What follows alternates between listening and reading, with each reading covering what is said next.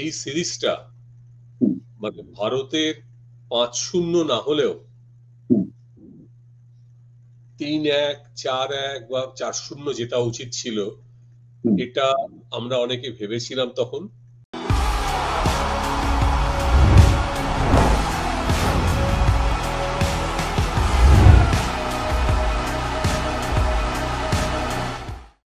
নমস্কার, বিলোরিলে আবার আপনাদের সবাইকে স্বাগত। আমাদের সঙ্গে রয়েছেন মিস্টার কলরব রায়। কলরব দা, আপনাকে বিলোরিলে আবার স্বাগত জানাই। নমস্কার। কয়েকদিনের মধ্যেই শুরু হচ্ছে বর্ডার গাভাস্কার ট্রফি বা ভারত বনাম অস্ট্রেলিয়া সিরিজ অস্ট্রেলিয়ার মাটিতে। 1947 সাল থেকে ভারত অস্ট্রেলিয়া সফরে যাচ্ছে, যদিও তাদের টেস্ট ম্যাচে প্রথম জয় আসে 1977-78 সিরিজে এবং প্রথম সিরিজ জয় আসে 2018-19 সিরিজে।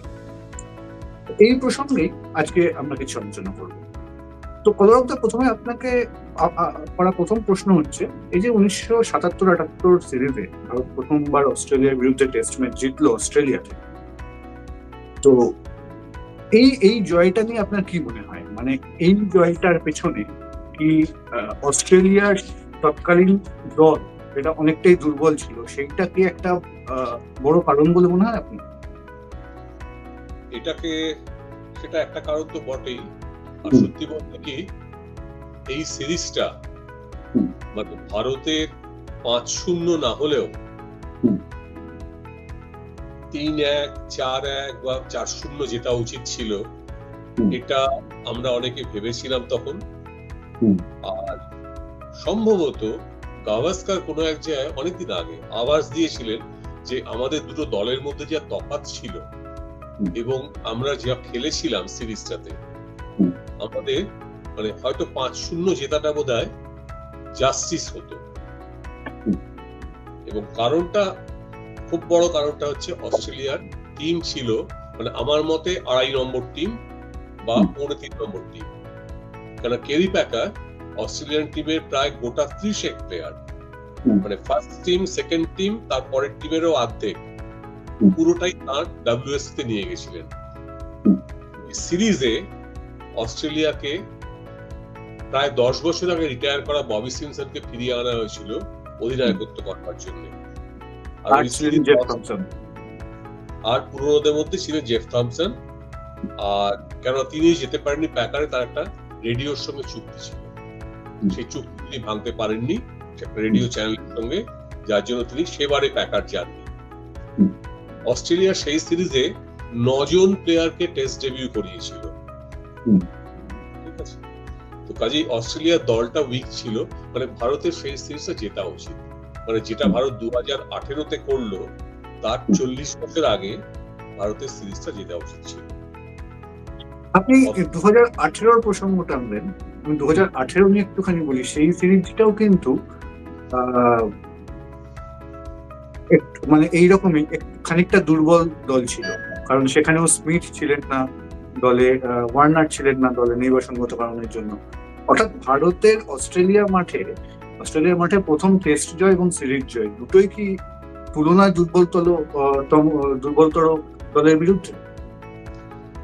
77-78 প্রথমবারের টেস্ট ম্যাচের জয়, সেটা দুর্বল দল তো বটেই। মানে ওটা অস্ট্রেলিয়া অত খারাপ, অত দুর্বল দল বোধহয় অস্ট্রেলিয়ার কখনো হয়েছে বলে আমার অন্তত জানা নেই। আর 2018-19 দলটায় আমি একটু তফাৎ করব। ব্যাটিং এ অবশ্যই তখনকার দুজন প্রধান অজি ব্যাটার স্মিথ এবং ওয়ার্নার, এরা ব্যান্ড ছিলেন, এটা একটা কারণ। কিন্তু বোলিংটা অস্ট্রেলিয়া ফুল স্ট্রেংথ ছিল, পেস এবং স্পিন মিলিয়ে। আর একটা দুর্বলতার জায়গা আমি 2018-19 দেখি আর কি, যেটা 77-78 সিমসন সুন্দরভাবে ম্যানেজ করেছিলেন ওই পরিস্থিতিতেও। 2018-19 অস্ট্রেলিয়া দলের আর একটা বড় দুর্বলতা ছিল অধিনায়কত্ব। টিম পেন আমার মতে অস্ট্রেলিয়া দলের বিজিটি টাইপের সিরিজে, টাফ কম্পিটিটিভ অ্যাগ্রেসিভ সিরিজে অধিনায়কত্ব হওয়ার যোগ্যতা তার নেই। তিনি জাস্ট মানে কেউ ছিলেন না বলে অধিনায়ক হয়েছিলেন।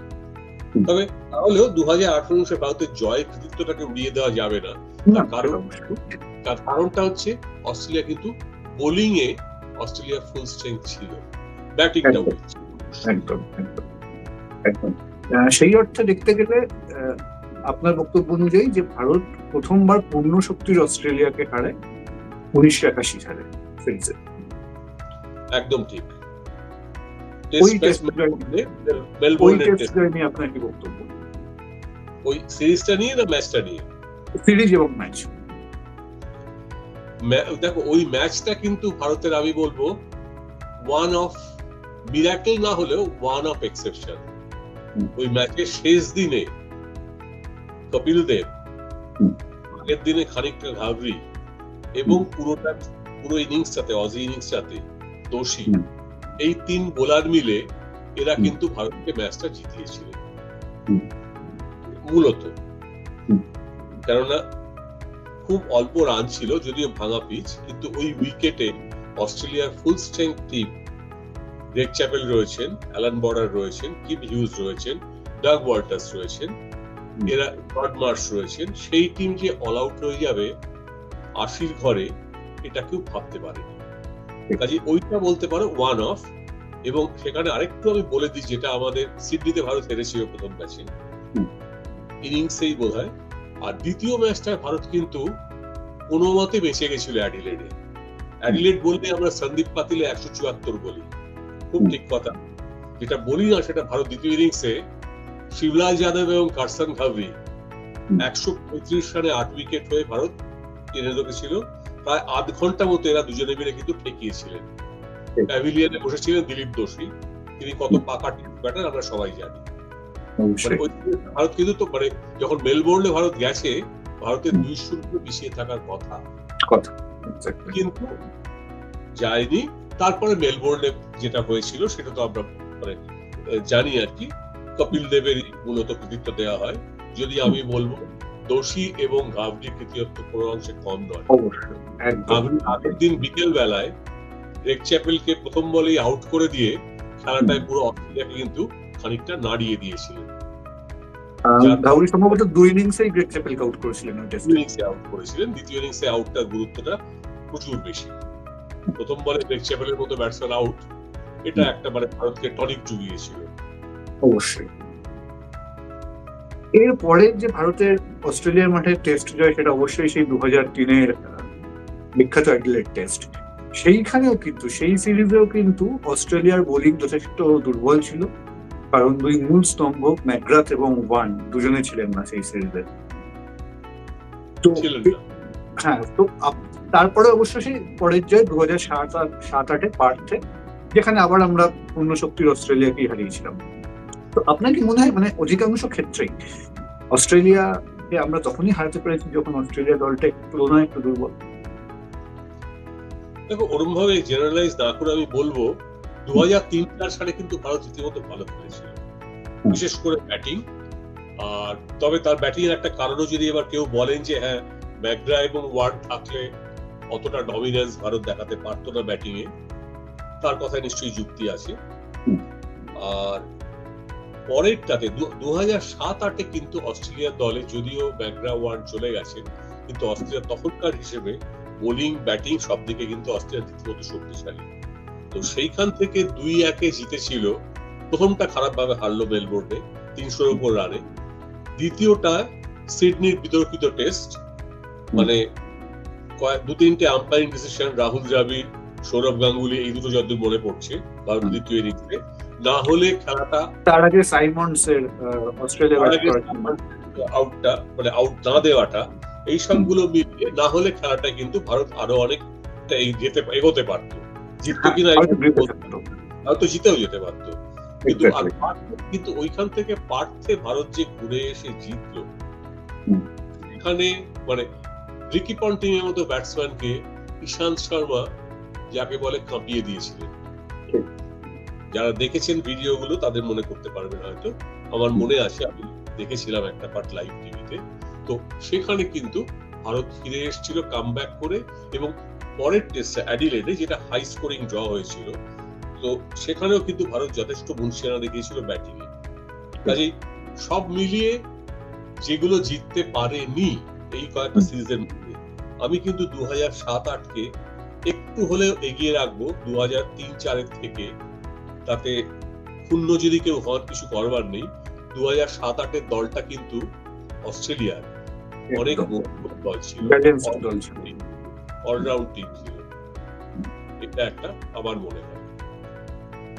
আর সবশেষে জিজ্ঞেস করি 2021 এই সমস্ত জয় পরাজয় ড্র হওয়ার মধ্যে থেকে সেরা ট্যুরটা কি 2021? ভারতের অস্ট্রেলিয়া সফরের মধ্যে আমার মতে অবশ্যই, কেননা 36 অল আউট, সেই সামলানো, টিমের লিডিং ব্যাটসম্যান অ্যাভেলেবল নন, দেশে ফিরে যেতে হয়েছে, একাধিক বোলার চোট পাওয়া, একাধিক বোলার অসুস্থ, আহত, টিমে নেই, মানে ভাঙা টিম নিয়ে কিন্তু ভারত মানে সিডনিতে ড্র করলো, তার আগে মেলবোর্ন জিতলো, সিডনিতে ড্র করলো এবং তারপরে গাব্বাতে মানে ব্রিসবেনে জিতলো। এটা কিন্তু আমার মতে ভারতের বিদেশ সফরগুলোর মধ্যে, শুধু অস্ট্রেলিয়া বলে নয়, সমস্ত বিদেশ সফরের মধ্যে একটা বিশাল বড় কৃতিত্বের জায়গা অস্ট্রেলিয়া তো বটেই। অবশ্যই অস্ট্রেলিয়ার দল কিন্তু পুরো শক্তির দল ছিল। একদম একদম একদম। ভারত যেখানে যেখানে অস্ট্রেলিয়া গিয়ে ভালো পারফরমেন্স করেছে, সেই ক্ষেত্রে খারাপ পারফরমেন্সের তো একটা দায় অনেক সময় অধিনায়কের উপর বর্তায়। যখন ভারত ভালো পারফরমেন্স করছে, সেই সমস্ত জায়গাগুলোতে অধিনায়কের রোলগুলো কেমন ছিল বলে আপনার মনে হয়? এর মধ্যে আমার হিসেবে যদি আমি 1, 2, 3 করে বলি আর কি, রাহানেকে আমি সবচেয়ে বেশি গুরুত্ব দেব। আমি শুধু অধিনায়কত্ব এবং সিরিজের ফল এর সঙ্গে মিলিয়ে রাহানেকে আমি 1 নম্বরে রাখবো। আমার মতে 2 নম্বরে থাকবেন অনিল কুম্বলে।